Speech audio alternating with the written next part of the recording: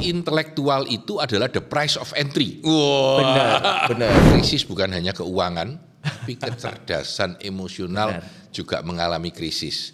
Dan tentu dampaknya sangat berdampak pada hubungan antar manusia di dalam perusahaan ataupun di dalam pendidikan misalkan ya.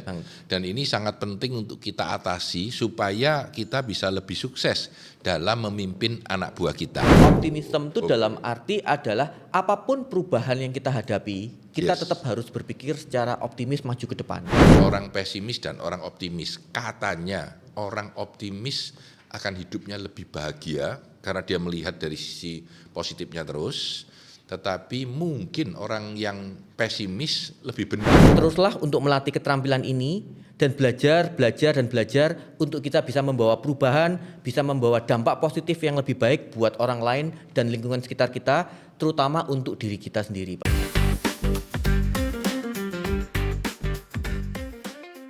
Mitra bisnis, hari ini kita akan berbicara tentang emotional intelligence ya. Saya ditemani oleh kawan saya Ronald Surya Putra, ini adalah member baru kami di Business Wisdom Institute sebagai senior trainer dan dia adalah seorang profesor doktor di bidang marketing. Silakan Ronald, introduction sedikit. Terima kasih Pak San. Halo mitra bisnis sekalian, jadi perkenalkan nama saya Ronald, jadi saya merupakan member terbaru ya Pak San ya. Dan senang sekali bisa bergabung dengan Business Wisdom Institute ini karena background saya ini seharusnya adalah dari bidang marketing. Jadi selama 15 tahun ke belakang saya adalah di dunia pendidikan tinggi. Kemudian saat ini saya membantu Pak San lebih ke arah operasional, marketing dan sales gitu ya Pak San ya.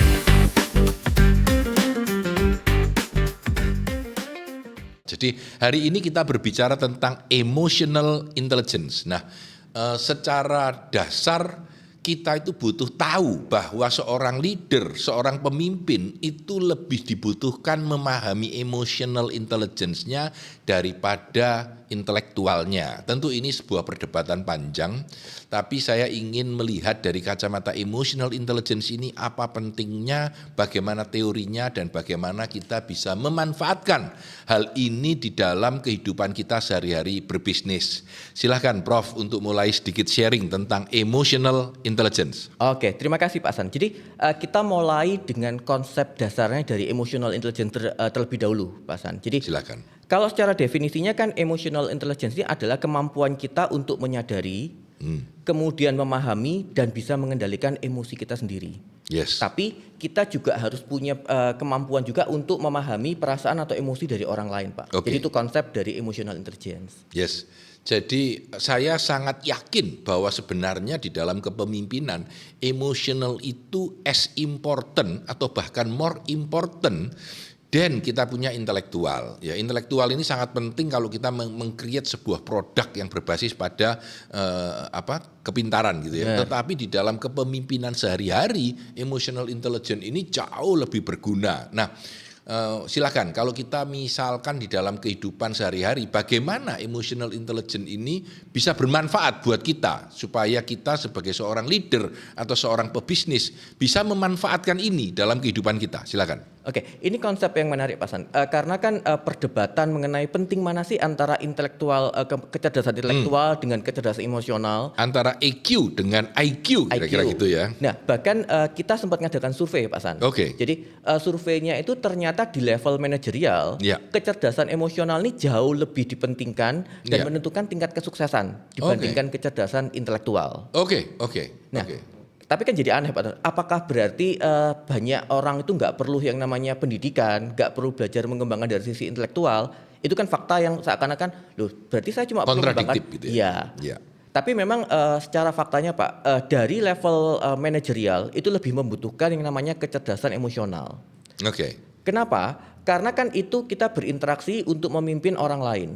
Artinya kita harus bisa memahami, punya empati yang tinggi terhadap orang lain, sehingga kita lebih bisa mengarahkan bawahan kita untuk lebih produktif, efisien, dan efektif Pak dalam bekerjanya. Hubungan human to human ini jadi penting banget di dalam kita memimpin tim kita. Benar banget Pak. Nah, saya ingat banget kalau teman-teman pernah memikirkan ya, dulu waktu saya kuliah atau waktu saya SMA ya, teman saya itu yang pinter siapa, yang IQ-nya paling tinggi siapa, yang juara siapa, lalu siapa yang pinter berhubungan dengan orang, siapa yang networkingnya baik, lalu sekarang pikirkan setelah 10 tahun atau 15 tahun atau 20 tahun, mana yang lebih sukses. Nah ini menarik banget karena justru orang-orang yang hubungannya dengan orang lain lebih baik, mampu menyadari emosi orang, itu ternyata hasil risetnya menunjukkan belakangan menjadi orang yang jauh lebih sukses daripada orang yang sekedar memakai IQ-nya saja.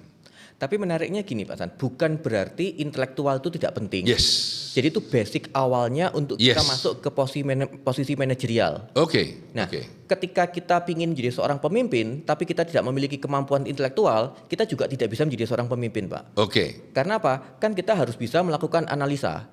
Harus bisa melakukan pengambilan keputusan. Nah itu sisi-sisi rasionya seseorang, sisi intelektualnya. Nah tapi ketika sudah memiliki posisi tertentu, maka si kondisi emosionalnya yang harus dikembangkan. Jadi intelektual itu adalah the price of entry. Wow. Benar. Biar kayak keren sedikit ya. Hari ini saya pakai jas loh, ini jarang sekali ya. Bertahun-tahun jarang sekali pakai jas supaya mengimbangi sedikit sama-sama jas. Terima kasih Pak, merasa sangat terhargai. Jadi teman-teman perlu sekali punya emotional intelligence, terutama ketika kita membangun sebuah tim ya. Ronald, apakah Anda bisa menceritakan sebuah keadaan atau sebuah cerita di mana terlihat sekali betapa pentingnya emotional intelligence di dalam sebuah organisasi? Silakan. Ya, sangat penting Pak San. Karena kita harus memahami bahwa karakteristik dari bawahan kita itu sangat beragam. Background historinya juga berbeda, pendidikannya juga berbeda. Itu makanya sering terjadi kasus Pak San. Jadi misalnya gini, ketika dalam suatu organisasi, kemudian kita ternyata punya persepsi yang sama, punya pola pikir yang sama, sisi emosional yang sama, pasti nggak akan ada masalah Pak. Tapi kan karena perasaan kita tuh dibentuk oleh background yang berbeda, pendidikan yang berbeda, sehingga membuat orang tuh memiliki perbedaan pendapat. Nah, ketika ada perbedaan pola pikir, ada perbedaan pendapat, itu pentingnya emotional intelligence untuk bisa masuk ke sana, Pak. Untuk bisa memberikan solusinya supaya kita bisa beradaptasi untuk memberikan yang terbaik. Ya, beberapa saat yang lalu kita punya acara di Jakarta tentang corporate gathering, di mana kita berbicara banyak banget tentang bagaimana Gen Z itu bertindak. Saya pikir kok Gen Z pun mempunyai tipe emotional intelligence yang berbeda dengan generasi-generasi sebelumnya. Sehingga penting banget untuk kita bisa memahami bagaimana Gen Z itu emotional intelligence-nya. Kurang lebih kalau Gen Z emotional intelligence-nya seperti apa, Prof? Secara faktanya Pak, menariknya ini sesuatu yang sedikit menurut saya data yang agak mengenaskan Pak. Karena data dari 2019 ke 2023 itu ada penurunan kecerdasan emosional itu sampai dengan 5% Pak. Jadi ini seakan-akan menandakan bahwa akan terjadi yang namanya resesi emosional. Waduh keren, ya. Itu yang agak berbahaya Pak, karena kan dengan pandemi orang-orang lebih banyak menggunakan teknologi, bahkan mungkin bukan ketemu dengan orang tapi pacarannya dengan laptop dan handphone kan Pak. Nah itu yang mungkin membuat kecerdasan emosional ini akhirnya sedikit menurun. Nah harapannya dengan proses yang sudah kita selesai dengan pandemi ini, orang mulai kembali berinteraksi. Bahkan dunia pendidikan pun sudah mulai kembali ke onsite. Itu tujuannya untuk mengembalikan kecerdasan emosional itu untuk lebih bisa berkembang. Krisis bukan hanya keuangan, tapi kecerdasan emosional juga mengalami krisis. Dan tentu dampaknya sangat berdampak pada hubungan antar manusia di dalam perusahaan ataupun di dalam pendidikan misalkan ya. Dan ini sangat penting untuk kita atasi supaya kita bisa lebih sukses dalam memimpin anak buah kita ya. Boleh cerita nggak satu kasus saja, apa saja lah cerita tentang bagaimana emotional intelligence itu begitu bermanfaat atau berfungsi di dalam organisasi. Silakan. Mungkin saya sharingnya dari pengalaman saya pribadi, Pak. Ketika saya kan backgroundnya juga seorang dosen. Nah, ketika saya berhadapan dengan mahasiswa dengan background yang berbeda, itu pasti caranya harus dengan pendekatan yang berbeda, Pak. Apalagi yang saya hadapi itu yang sesinya adalah Gen Z. Nah, Gen Z ini generasi yang membutuhkan untuk dipahami. Nah, itu butuh untuk kemampuan emosional kita, kecerdasan emosional kita untuk bisa menangkap kira-kira potensinya itu apa dari masing-masing. Gen Z ini butuh didengar, Pak. Nah, yang dulu katanya generasi strawberry. Strawberry, benar. Jadi kalau seakan-akan mudah busuk dan seterusnya, tapi kelebihannya banyak. Nah, kalau kita memiliki kecerdasan emosional yang baik, kita akan bisa memanfaatkan potensinya mereka itu menjadi super, Pak. Misalnya gini, ada kasus anak ini secara kemampuan akademiknya tidak bagus, Pak. Nah, tapi dia tuh punya kemampuan komunikasi yang sangat luar biasa. Bahasa Inggrisnya sangat luar biasa, Pak. Nah, yang kita kembangkan apa? Kita ajak berbicara, kita motivasi untuk dia bisa lebih maju, lebih berkembang. Akhirnya bisa jadi juara lomba debat, Pak. Wow, juara lomba debat ya. Lomba debat yang tentu sangat berguna untuk kemampuan dia ketika dia nanti di dunia nyata ya, karena kemampuan debat akan tinggi. Tentu dia tidak akan menang juara matematika, ya kan? Tapi juara debat ini akan jadi senjata juga buat dia untuk kehidupan berikutnya. Oke, teman-teman sekalian, saya kira kita sama-sama paham pentingnya emotional intelligence. Pada sesi berikut kita akan membahas lebih tuntas sebetulnya apa sih emotional intelligence itu, elemennya apa saja dan bagaimana kita bisa memanfaatkannya.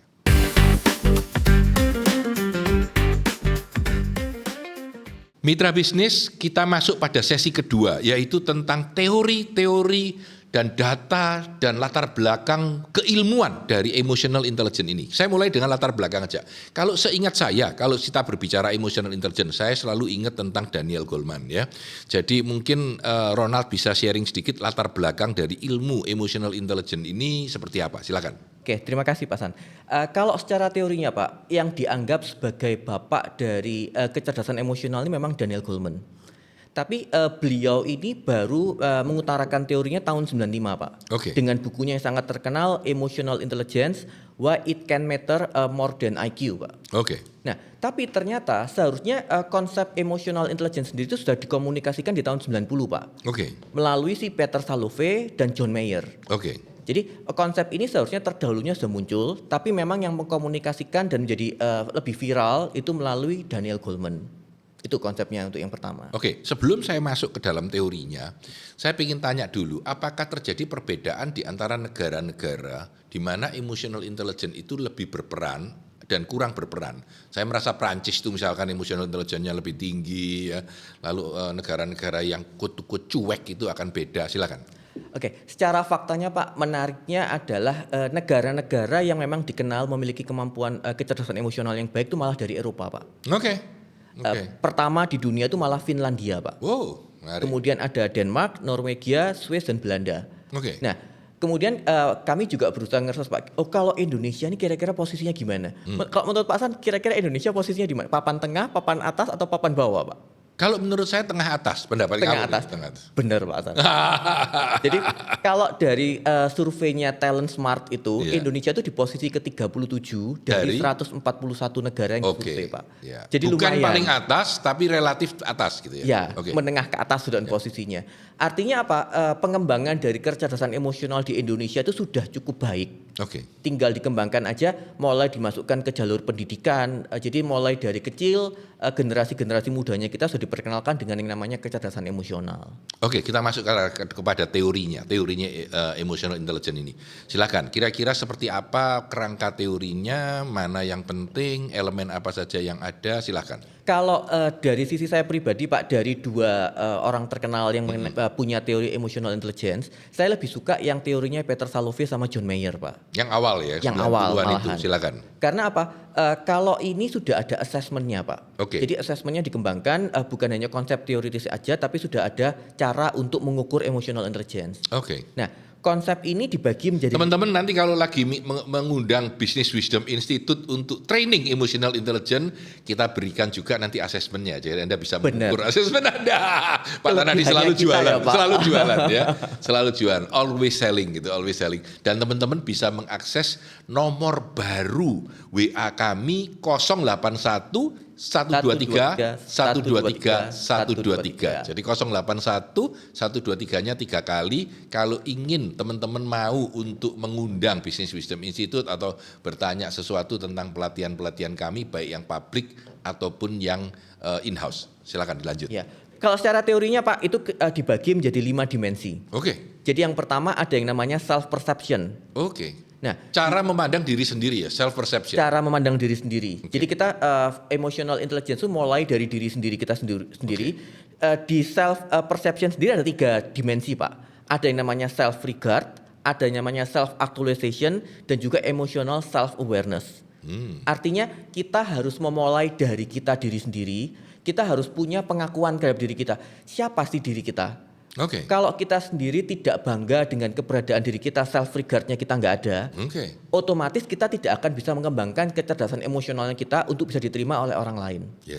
Nah, ketika kita sudah mulai tahu apa yang menjadi kekurangan dan kelebihan kita untuk kita kembangkan, kita mulai dengan yang namanya self actualization, Pak. Artinya kita tahu bagaimana caranya membuat diri kita tuh semakin berhasil, semakin untuk bisa dihargai orang lain. Nah, yang terakhir adalah emotional self awareness. Kita tahu apakah seseorang tuh boleh marah, pertanyaannya. Kalau menurut Pak Hasan boleh marah nggak Pak orang? Tergantung situasinya. Tergantung situasinya. Kalau dalam situasi tertentu boleh marah. Boleh marah. Karena marah itu juga sebuah tools untuk dalam komunikasi. Kalau sisi kecerdasan emosional, seseorang tuh boleh marah, Pak. Karena kan teori dasarnya itu kan ada 4 sifat dan emosi dasar setiap orang. Jadi ada senang, kemudian ada sedih, marah, dan takut. Semuanya itu nanti kalau diturunkan akan mengarah ke sana, Pak. Misalnya gini, orang yang lagi berpacaran, kemudian kita cemburu ke orang lain. Nah, kira-kira itu emosi yang mana? Itu emosinya yang takut, Pak. Karena kita takut kehilangan, jadi kita memunculkan kecemburuan. Nah, itu yang akhirnya diturunkan untuk dikembangkan menjadi semua emosi-emosi turunan-turunan yang lain. Jadi kayak konsep dasarnya warna dasar, Pak. Nah, itu tahap yang pertama. Di tahap yang kedua, kita punya yang namanya self expression, Pak. Setelah kita tahu diri kita seperti apa, cara kita bisa mengontrol emosinya kita harus bisa mengkomunikasikan perasaannya kita. Artinya apa? Kita bisa, kalau kita marah, kita tahu bagaimana cara menyikapi kalau kita marah. Ketika kita senang, ya kita bisa mengkomunikasikan, bisa senyum, bukan aja kayak kan saya ini dikenal tipe orang yang mukanya lempeng gitu kan. Gak bisa senyum, gak bisa apa, tapi kita harus berusaha belajar untuk bisa mengkomunikasikan. Nah, kemudian ada yang namanya assertiveness, Pak. Artinya kita tahu bahwa kita harus memposisikan diri kita di mana. Kita mau berdirinya di posisi apa.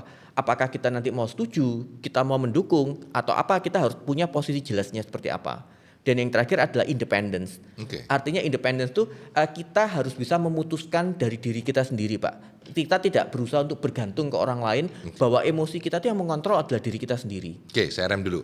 Jadi tadi yang pertama self awareness tadi itu. Itu yang ada 3 tadi selesai. Ini yang kedua. Yang kedua adalah self expression. Di dalam self expression ada 3 elemen juga. Benar, Pak. Betul ya. Sudah, berarti kita sudah sampai pada 2 elemen, dua dimensi. Dengan self awareness dan self expression. Benar. Berarti kita akan memasuki sesi yang ketiganya ya, mari gini. Setelah ini dimensi yang ketiganya, Pak. Silakan. Kalau dimensi yang ketiganya itu lebih ke arah kita mulai menjalin hubungan dengan orang lain, Pak. Interpersonal. Interpersonal itu adalah yang pertama, bagaimana interpersonal relationship-nya kita dengan orang lain. Bagaimana kita kalau memang gini, kelebihannya kita adalah public speaking-nya kita bagus. Maka cara menjalin hubungannya kita seperti apa? Berarti yang diutamakan adalah kita berkomunikasi secara langsung. Ketika kemampuan kita adalah lebih ke arah mendengar. Berarti interpersonal relationship-nya kita adalah lebih mengutamakan dari sisi mendengar. Kemudian yang berikutnya ada empathy, Pak. Ini yang sangat super penting dan harus dikembangkan oleh siapapun.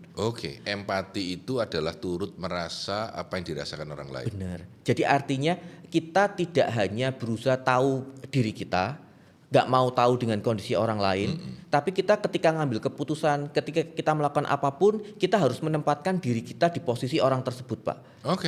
Kalau kamu jadi aku bagaimana? Benar banget. Karena kan kadang-kadang kalau organisasi kan pokoknya organisasi maunya kayak gini. Tapi kita nggak mendengar dari sisi yang di bawah itu seharusnya apa sih yang mereka mau? Apa sih kendalanya? Itu proses empati yang memang perlu dikembangkan.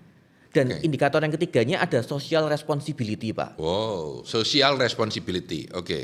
Artinya kita harus juga mulai memikirkan orang lain.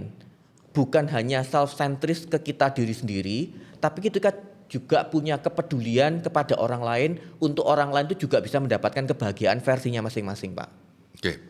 Kalau saya boleh singkat dalam 3 sesi hal ini adalah yang pertama tahu diri kita sendiri, Benar. kedua tahu cara mengekspresikan diri, yang ketiga adalah tahu hubungan kita dengan orang lain itu seperti apa. Benar banget Pak San. Keren. Benar banget. Kita sambung 4 dan 5-nya. Nah, yang keempat adalah tentang pengambilan keputusan Pak, decision making. Nah, decision making ini adalah kita harus punya kemampuan yang pertama, ini teorinya BWI banget Pak, materi yang sangat penting. Kita punya yang namanya problem solving kan. Nah, ini tuh part dari kecerdasan emosional yang harus dimiliki oleh semua orang Pak. Jadi problem solving ini materi yang tidak boleh tergantikan dari BWI Pak. Harus selalu Pak ada. Andi itu jagonya, Pak bagian Andi problem solving ya, problem solving, practical problem solving. Silakan. Nah, setelah kita punya kemampuan untuk problem solving, juga ada yang namanya reality testing Pak. Sebentar, problem solving itu termasuk satu dari 10 skill yang paling hebat dan paling sering dimasukkan di nomor 1. Disebut practical problem solving atau kompleks problem solving. Problem solving yang ada. Dan kami sudah melatih banyak sekali perusahaan dalam hal practical problem solving itu. Biasanya Pak Andi yang bawakan soal itu. Saya paham sebenarnya. Dan dia juga menulis buku soal itu. Silakan berikut. Ya, kalau dari materinya dari BWI Pak, kan saya sempat cek-cek belajar juga materinya. Problem solving ini menariknya karena kan ada beberapa tahap kan Pak. Mulai dari mindsetnya dikembangkan, kemudian sampai pengambilan keputusannya nanti seperti apa dan menarik banget menurut saya Pak. Nah, kemudian indikator yang kedua dari decision making ini adalah reality testing Pak. Reality testing. Artinya apa? Dalam melakukan segala sesuatu itu kita harus berdasarkan dari data. Bukan hanya perasaan suka dan tidak suka, tapi kita juga melihat fakta-faktanya itu apa. Itu sangat penting untuk dilakukan. Nah, yang terakhir itu adalah impulse control, Pak. Impulse control, menarik. Artinya apa? Dalam pengambilan keputusan itu hanya jangan tiba-tiba impuls aja, tapi kita harus benar-benar berpikir dulu, ambil waktu untuk kita sejenak untuk kita menimbang-nimbang ini sisi baiknya apa, sisi negatifnya apa, baru kita mengambil keputusan. Karena kan jujur bahaya kalau impuls ya. Nah, pengambilan keputusan dilakukan secara impuls itu memang agak berbahaya karena yaitu tergantung dari moodnya kan Pak. Hari ini saya lagi bad mood misalnya. Orang judi, orang berantem, orang segala macam itu impuls driven semua. Impuls driven semua, benar. Jadi akhirnya keputusannya dalam tanda kutip agak susah untuk dipertanggungjawabkan, Pak. Oke.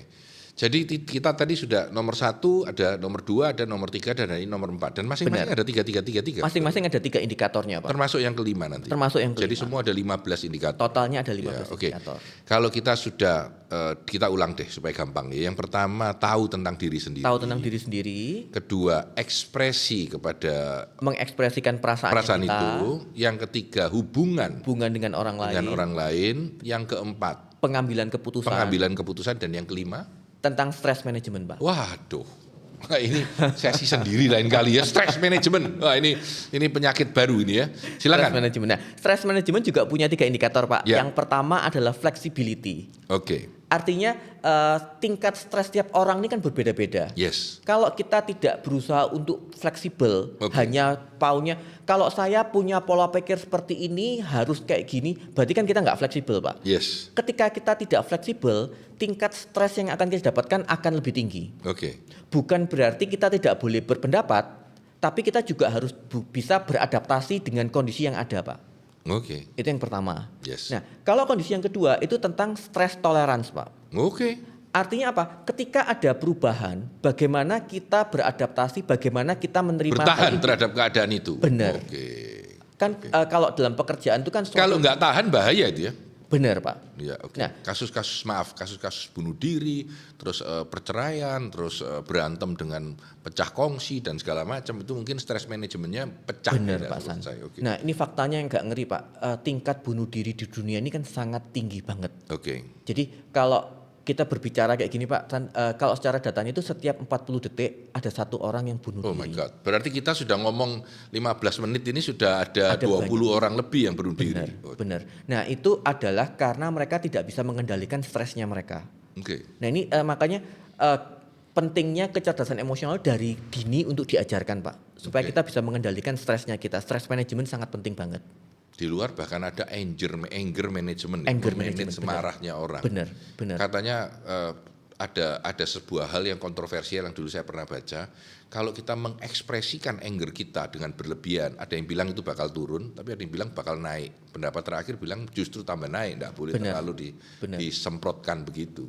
Karena setiap orang tuh punya caranya tersendiri untuk bisa ngatur stress manajemennya, Pak. Termasuk Beda-beda ya? Bisa beda-beda. Termasuk dengan ada orang kalau yang lagi marah tingkat tinggi dengan proses relaksasi, ngambil nafas dan itu bisa cooling down untuk menurunkan tingkat kemarahannya mereka. Tapi ada juga yang agak susah untuk ngontrol memang, Pak. Flexibility, stress tolerance, dan yang ketiga optimism, Pak.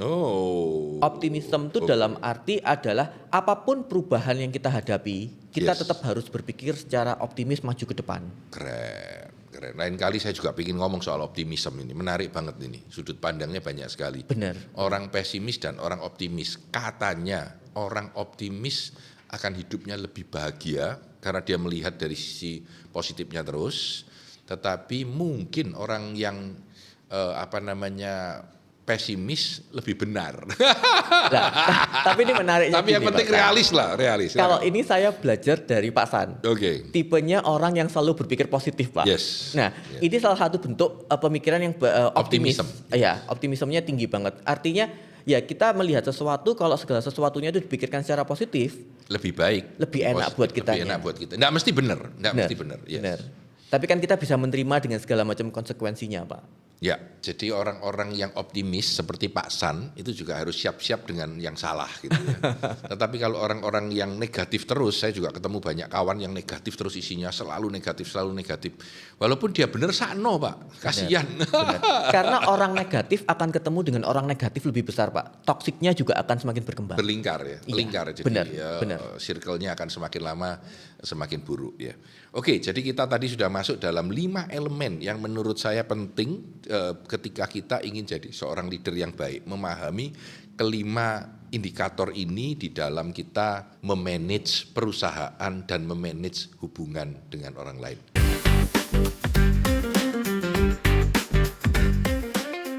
Mitra bisnis, sesi yang ketiga, bagaimana mengaplikasikan pemahaman kita tentang emotional intelligence ini di dalam kehidupan sehari-hari kita di perusahaan. Yang pertama saya ingin tanya adalah, tadi kita bicara sedikit tentang Gen Z ya. Kira-kira kalau kita mau memanage Gen Z ya dengan lebih baik, kira-kira emotional intelligence apa yang kita butuhkan? Silakan. Oke, terima kasih Pak San.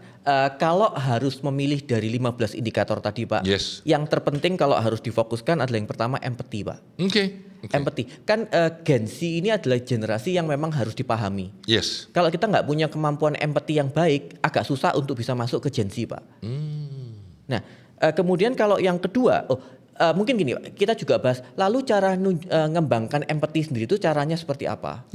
Nah, berarti kita harus sering berlatih, Pak.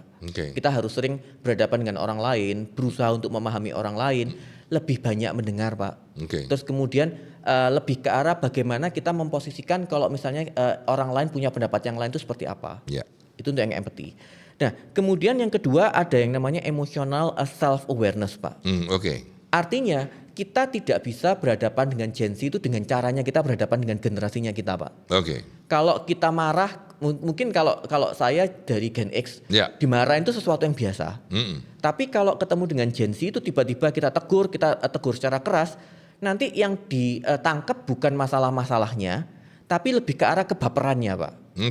Nah, makanya ketika kita lebih bisa mengontrol emosinya kita akan bisa menemukan solusi apa, metode apa yang paling cocok untuk mengkomunikasikan ke Gen Z. Yang kedua. Dan yang terakhir adalah impulse control, Pak. Artinya berhadapan dengan Gen Z itu, kita harus benar-benar bisa mengontrol supaya segala sesuatu tidak impuls, Pak. Tidak tiba-tiba atau kita dalam kondisi yang tidak baik, jadi memang harus dicari waktu yang paling cocok untuk berkomunikasi dengan Gen Z. Nah, ini yang tadi saya sedang pikir adalah tentang assessment. Berarti kalau saya mau mengakses para leader kita itu mampu menghadapi Gen Z atau tidak, kita pakai sebuah assessment yang kita ukur adalah 3 hal ini, empati, self-awareness, dan impulse control-nya. Jadi apa tidak. Benar. Dan itu bisa kita lakukan dalam pelatihan kita. Kita punya banyak, kan Pak San mintanya dibikinkan assessment-nya banyak. Kita punya banyak assessment tentang ini. Jadi Anda mesti tahu bahwa di setiap situasi leader mungkin secara umum kan ada 15 tadi. Enggak perlu 15 mampu semua. Benar. Bagus atau tidak bisa kita ukur, tapi untuk kepentingan apa gitu. Jadi misalkan ya kita pengen sharing nih. Resisten terhadap change, perubahan, di mana kita perusahaan sekarang kan banyak sekali harus melakukan perubahan, baik itu digital leadership, baik itu AI, baik itu, sehingga change ini jadi elemen yang sangat penting banget. Benar. Kalau kita mau membuat seorang leader itu mampu mengedrive change atau leading change, maka kira-kira apa yang dibutuhkan dalam emotional intelligence-nya? Nah, ini menarik Pak, karena yang pertama berarti harus flexibility-nya ada Pak. Flexibility-nya ada. Karena kalau perubahan tidak ada yang namanya fleksibel, nggak akan pernah berubah Pak. Oke, good. Karena kan terlalu nyaman dengan zona yang terdahulunya. Yes. Nah, yang kedua ada yang namanya stress tolerance Pak. Oke. Stress tolerance itu berarti kan kita bisa dengan perubahan-perubahan itu kita bisa memanage. Pasti kalau namanya perubahan itu ada sesuatu awalnya nggak enak Pak. Yes. Nah tapi ketika kita berpikirnya bahwa ini sesuatu yang bagus, kita bisa mengatur stresnya kita, otomatis perubahan ini akan bisa berlangsung dengan baik. Oke. Dan yang terakhir harus berpikirnya ke depan Pak, optimismenya juga harus ada. Oke, jadi kalau kita mau mengukur tim ini apakah ready for change atau leader ini ready to lead change, kita akan membuatkan sebuah assessment yang mengukur flexibility, stress tolerance, dan optimism dari tim ini. Benar banget Pak San. Tapi kalau ini mungkin sesuatu yang menarik Pak. Biasanya kan assessment yang dilakukan di banyak tempat itu kan lebih ke arah hanya kuesioner. Nah itu banyak yang bertanya, kuesioner itu kan bisa aja dijawabnya hanya sesuai dengan kondisi ideal Pak. Memperbaiki diri sendiri atau ya idealnya gimana lah. Ya bukan kondisi nyata kita sebenarnya. Jadi kalau dari tim BWI kan kita punya assessmentnya yang lengkap. Artinya bukan hanya sekedar kuesioner. Kita nanti akan ada evaluasi 360 Pak. Kemudian ada yang namanya observasi langsung. Ada bisa wawancara. Kemudian juga bisa pengamatan berbasis perilaku Pak. Oke. Nah ini masing-masing kita punya template-nya sendiri-sendiri Pak. Jadi nanti kalau teman-teman yang sudah ngikuti sesi-sesinya kita, kemudian mau mengkomunikasikan, tolong dibantu dong assessment yang seperti ini cocoknya apa. Kita punya untuk tools-nya Pak. Keren. Oke, jadi teman-teman secara sederhana dengan memahami emotional intelligence, kita mampu melakukan tindakan-tindakan dengan lebih terstruktur, terarah dengan baik karena kita menggunakan emotional yang tepat dalam situasi-situasi seperti itu. Tentu sangat berbeda kalau sekarang situasinya sedang stabil, nyaman. Kita pingin teman-teman kita bahagia, damai. Tapi kalau sekarang keadaannya berubahnya banyak sekali, perubahan struktur, lalu perubahan pengurangan karyawan. Terakhir ini terjadi pemecatan yang luar biasa, sehingga di kantor itu bergolak. Ya, nah ini apa yang perlu kita ukur supaya mereka bisa tenang, bisa begitu juga. Atau misalkan ini kita kasih satu contoh lagi ya. Bagaimana kalau terjadi konflik antar tim? Jadi di tim kita ada grup A dan grup B bertengkar gitu ya, atau A dan B berantem gitu ya. Kita lihat banyak sekali pertengkaran sekarang di mana-mana. Silakan, kita harus pakai emotional intelligence yang seperti apa? Nah, kalau terjadi konflik antar tim, pertama mindsetnya kita harus ngerti dulu Pak bahwa konflik itu sesuatu yang wajar terjadi. Karena kan backgroundnya kita yang berbeda, itu membuat pendapatnya kita juga berbeda. Artinya ketika terjadi konflik, selama konflik itu sehat, itu sesuatu yang wajar. Nah, kalau dari sisi emotional intelligence, yang penting yang pertama kita harus punya yang namanya empathy Pak. Jadi kita bisa menempatkan diri kita ke posisi orang lain dan bagaimana kira-kira orang itu merespon kalau kita melakukan yang namanya keputusan. Nah artinya keputusan itu tidak harus selalu cocok untuk semua orang, tapi ketika kita bisa memposisikan itu di posisi orang lain, keputusan itu akan menjadi lebih baik. Nah yang kedua ada yang namanya assertiveness Pak.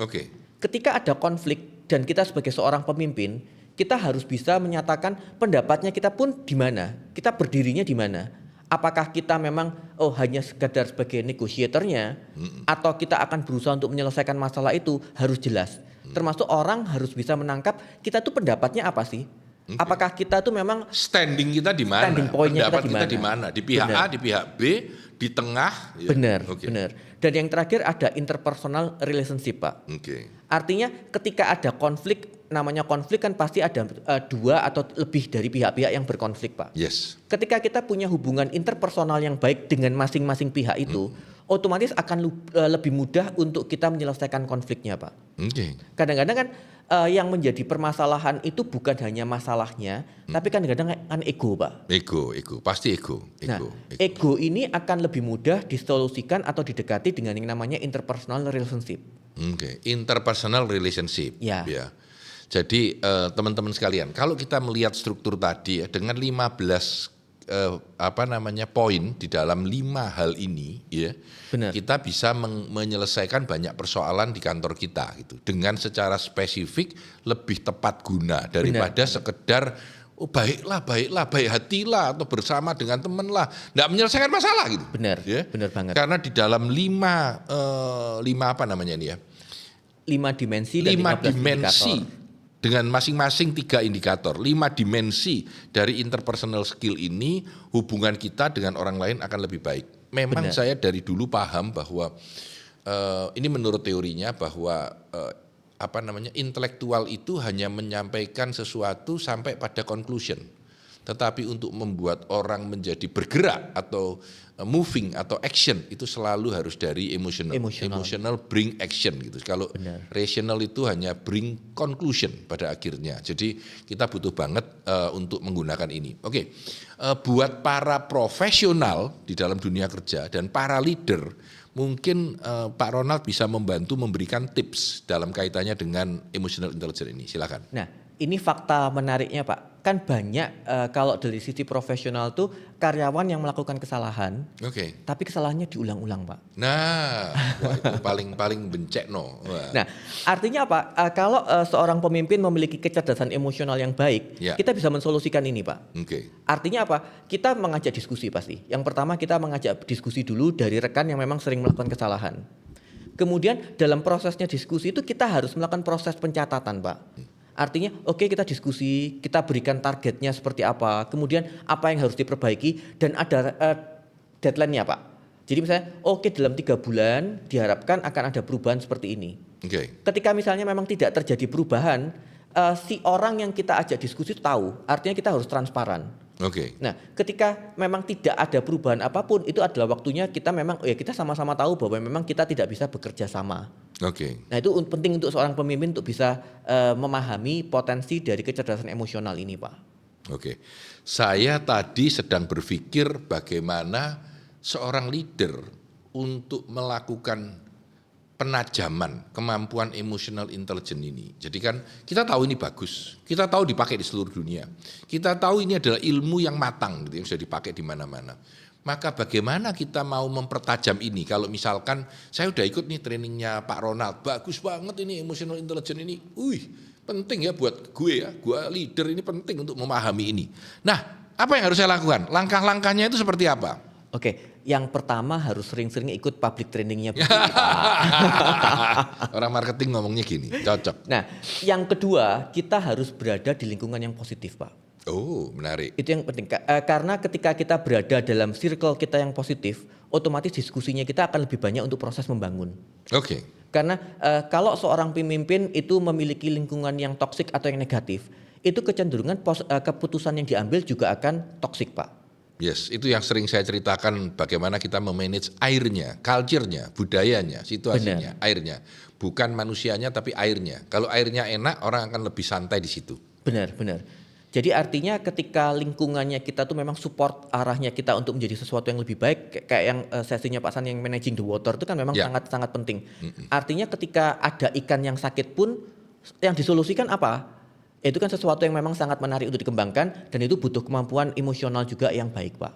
Saya lebih cenderung mikirkan bagaimana kita mentraining sebagian, katakanlah yang paling dasar ya, self awareness tentang diri kita. Bagaimana kita melatih self awareness ini di dalam sehari-hari? Seharusnya ini rahasia, Pak. Harus ikut public trainingnya kita dulu. Tapi bisa melalui prosesnya journaling, Pak. Jadi journaling itu refleksi. Jadi apapun yang kita lakukan, kita melakukan proses pencatatan. Karena kan tidak semuanya bisa kita memorize apa yang kita lakukan.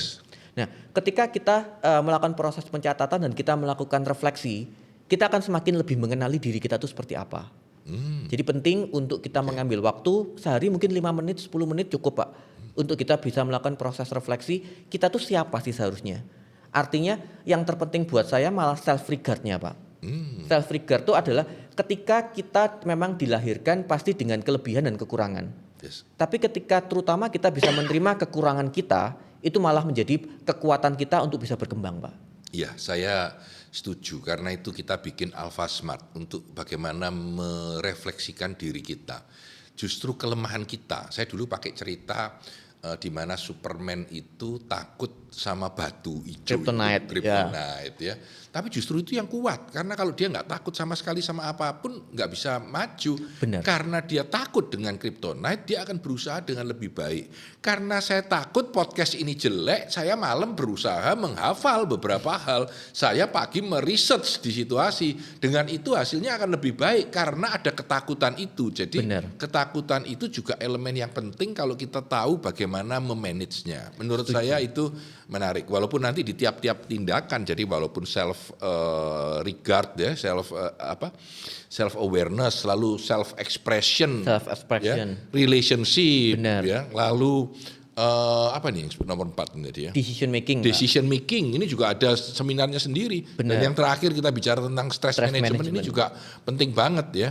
Benar. Teman-teman sekalian, saya minta nih satu kalimat terakhir karena waktu juga dari Pak Ronald, kira-kira bagaimana untuk mitra bisnis kalian yang penting dari podcast hari ini yang bisa bermanfaat buat teman-teman? Silakan. Oke, jadi rekan mitra bisnis kalian, bahwa kita harus paham bahwa emotional intelligence itu adalah proses untuk mengubah pribadi kita. Untuk artinya apa? Ini adalah bentuk perjalanan. Untuk kita bisa lebih memahami, bisa mengelola emosinya kita, dan lebih banyak bisa membangun hubungan yang baik dengan orang lain. Otomatis dengan kemampuan ini kita akan bisa memimpin dengan lebih efektif. Kemudian kita yang terpenting bisa berdampak positif buat orang lain, Pak. Jadi teruslah untuk melatih keterampilan ini dan belajar untuk kita bisa membawa perubahan, bisa membawa dampak positif yang lebih baik buat orang lain dan lingkungan sekitar kita, terutama untuk diri kita sendiri, Pak. Yang saya ingin garis bawahi adalah ketidaknyamanan itu adalah sesuatu yang baik untuk kita berkembang. Ya, Pak Tanadi hari ini pakai jas sungguh tidak nyaman. Tapi saya jadi lebih adaptif dengan kawan-kawan yang berjas gitu ya. Ini satu elemen ya. Nah, teman-teman ketika mencoba emotional intelligence itu pasti juga ada tidak nyamannya. Baik itu memanage stres ya, baik itu optimisme atau apapun. Tapi dari ketidaknyamanan itulah kita bertumbuh menjadi lebih baik dan menjadi lebih sukses. Ya. Saya Tanadi Santoso bersama Ronald Surya Putra, sukses selalu untuk Anda.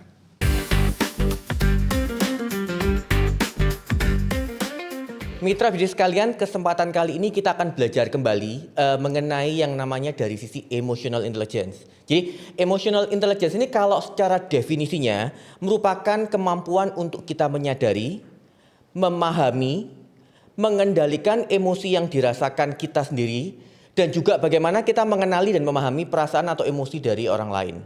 Nah, ini merupakan sesuatu yang perlu untuk kita pelajari secara bersama. Nah, pada kesempatan kali ini kita akan berfokus bagaimana kita untuk belajar mengenai emosi emotional intelligence kita dari sisi inovasi 2.0 yang dikomunikasikan oleh Peter Salovey dan John Mayer.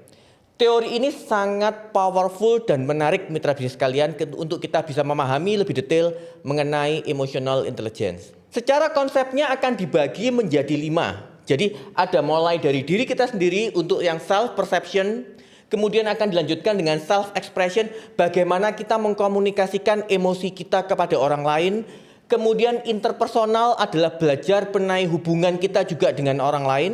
Di tahap keempat ada yang namanya decision making, dan yang terakhir adalah mengenai stress management. Ini merupakan 5 komponen utama untuk kita lebih bisa berkembang atau memperbaiki diri kita dari sisi emotional intelligence. Kita akan bahas satu persatu. Ketika kita berbicara mengenai self perception, kita akan mengembangkan ada 3 indikator yang utama. Yang pertama ada yang namanya self regard. Self regard itu adalah bagaimana cara kita menilai diri kita sendiri. Artinya bagaimana kita menghargai diri kita sendiri dengan kekurangan dan kelebihannya. Kemudian juga ada yang namanya self actualization. Bagaimana kita memahami potensi yang kita miliki, aktualisasi diri yang bisa kita lakukan untuk kita bisa semakin berkembang. Yang terakhir indikator untuk self perception adalah emotional self awareness, di mana kita paham dengan perasaan yang kita miliki. Seseorang boleh marah, boleh senang, boleh sedih, boleh takut, tapi itu adalah bagaimana caranya kita mengontrol emosi yang kita miliki. Nah, di bagian kedua, kita akan belajar mengenai self-perception. Di mana self-perception itu meliputi yang namanya emotional expression, kemudian ada yang namanya assertiveness, dan juga ada yang namanya independence. Ketika kita belajar mengenai emotional expression, itu adalah bagaimana caranya kita mengkomunikasikan emosi kita. Ketika kita lagi bahagia, kita bisa tertawa, tersenyum. Kemudian assertif itu adalah bagaimana caranya kita menempatkan diri kita, stand positionnya kita tuh mau seperti apa. Apakah kita akan menolak atau kita setuju, bagaimana kita berpendapat. Dan kemudian bagian yang independence adalah kita bisa melakukan semua secara mandiri. Bukan hanya bergantung ke orang lain, tapi kita juga bisa mengambil keputusan dengan pribadi kita masing-masing. Untuk dimensi yang ketiga, itu ada yang namanya interpersonal, di mana interpersonal ini adalah bagaimana setelah kita memahami perasaan diri kita sendiri, kita mampu mengkomunikasikan perasaan ini kepada orang lain. Yang pertama, ada yang namanya interpersonal relationship, di mana kita menjalin hubungan dengan orang lain. Kemudian yang terpenting adalah empathy, di mana kita bisa menempatkan diri kita di posisi orang lain ketika terjadi sesuatu komunikasi atau permasalahan. Nah, empati ini sesuatu yang penting, skill yang perlu kita kembangkan adalah kita belajar untuk bisa mendengar. Bahkan kita juga bisa mengembangkan melalui yang namanya perspective taking. Kita memposisikan diri kita di posisi lawan bicara kita. Dan yang terakhir adalah social responsibility, di mana hidup kita bukan hanya fokus untuk diri kita, tapi kita juga mengembangkan untuk orang lain. Dimensi yang keempat, kita akan belajar juga mengenai namanya pengambilan keputusan atau decision making, di mana indikatornya adalah problem solving, reality testing, dan impulse control. Artinya apa? Dalam setiap pengambilan keputusan kita harus bisa menciptakan pemecahan masalah, dan kemudian pemecahan masalah itu harus berdasarkan dari data. Dan jangan mengambil keputusan secara impulsif atau terburu-buru tergesa-gesa, tapi kita harus bisa menempatkan diri kita dengan lebih baik pada waktu kondisi kita lebih tenang dan bahagia. Dan yang terakhir, ini sesuatu yang penting tapi harus diperhatikan mengenai yang namanya stress management. Ada flexibility, stress tolerance, dan optimism. Di flexibility, kita harus mau untuk yang namanya berubah. Berubah itu bisa arahnya untuk membuat menjadi sesuatu yang lebih baik, dan juga kita bisa bertahan dalam yang namanya tekanan.